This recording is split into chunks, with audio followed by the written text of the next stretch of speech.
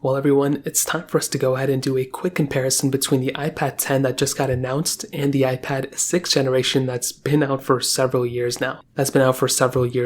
Now I did pre-order the iPad 10, so it's going to be coming in very soon, but there are some key differences between these two models. Now the 6th generation iPad, like I said, has been out for a few years now, but the 10th iPad is just coming out. It's $449 for that. You could easily buy a 6th gen iPad for like probably less than $200 at this point. Now funny enough, they both support Apple Pencil 1, which is very interesting because the iPad 10 has a USB-C port that you have to go and buy an adapter for, so that's kind of a disadvantage there. The 6th gen iPad had a 9.7-inch Retina display. The iPad 10 has a 10.9-inch Liquid Retina display. That one also is True Tone, where the iPad 6 is not.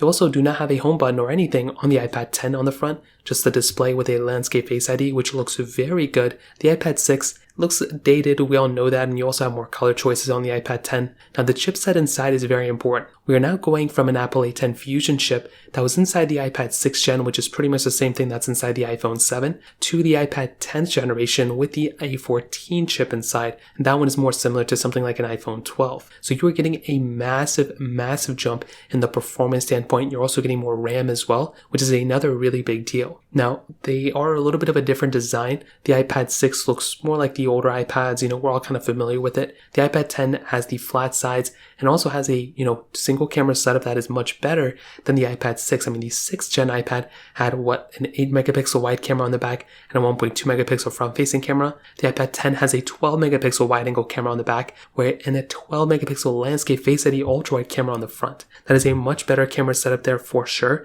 and you are definitely getting an overall better camera setup on the iPad 10 than on the iPad 6. Now, furthermore, there's not really too much else. You're getting Touch ID on both, you're getting 5G on the iPad 10, you're getting the same Apple Pencil support, and you're getting up to 256 gigabytes of storage on the iPad 10, where you're only getting 128 on the iPad 6. So, those are pretty much the main differences here. If you have any other thoughts or questions, let me know in the comment section below. Hit the like button, that would mean so much, but definitely hit that subscribe button. More importantly than everything else, I love every single one of you guys. Hopefully I'll catch you guys in the next video. Peace out till then.